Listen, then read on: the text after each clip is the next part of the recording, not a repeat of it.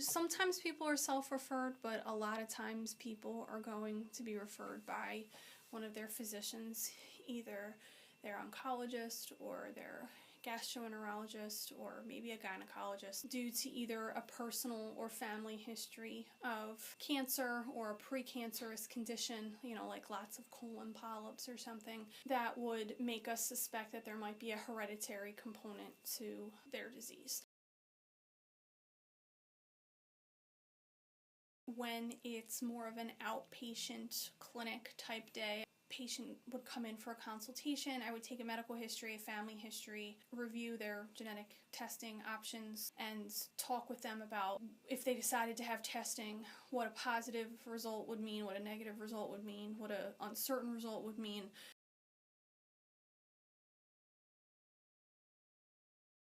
I might see someone who is, let's say, 60 years old. 20 years ago, at age 40, he had a right-sided colon cancer and had, let's say, 75% of his bowel removed. Getting colonoscopies every couple of years, but his sister recently approached him and said, hey, have you ever considered genetic testing? We have a really strong family history of colon cancer. If he had been newly diagnosed, we could arrange for molecular studies on his tumor, but since this happened 20 years ago, that really wasn't a realistic or viable option. So what we did was we either do the genetic testing with a blood sample, or in a lot of cases we can do it with saliva. We tested him for this condition called hereditary non-polyposis colorectal cancer, or HNPCC for short.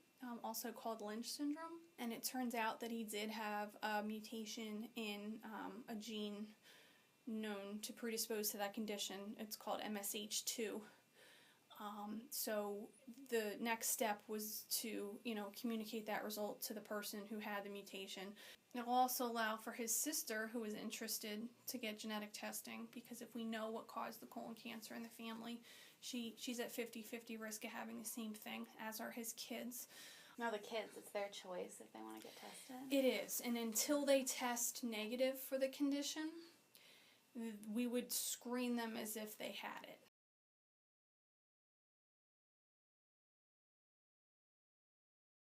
Most common hereditary cancer disorders are going to be hereditary colon cancer, Lynch syndrome, which is the one I talked about before, and also a condition called FAP, or familial adenomatous polyposis. That's a condition where you get lots and lots of colon polyps. I think most genetic counselors would tell you the bread and butter of their program is going to be testing for hereditary breast ovarian cancer syndrome. Those are probably the three main hereditary cancer syndromes that we would test for.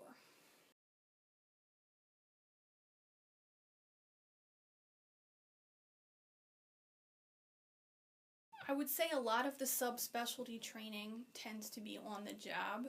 Back when I was in school, we had half a semester of cancer genetics. Now they have an entire intensive, 2-semester class on it.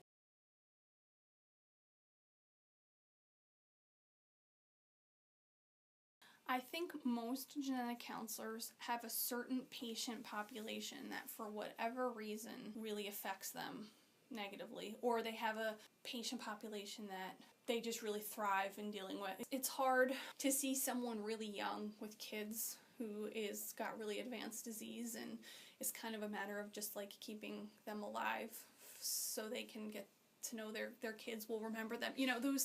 Those situations sometimes hit really close to home. You still do everything you need to do for them from a genetic standpoint, but it's wow, that's someone I would probably be friends with outside of work, and they're in really, really bad shape. So you sort of kind of reminded of your own mortality on a pretty regular basis.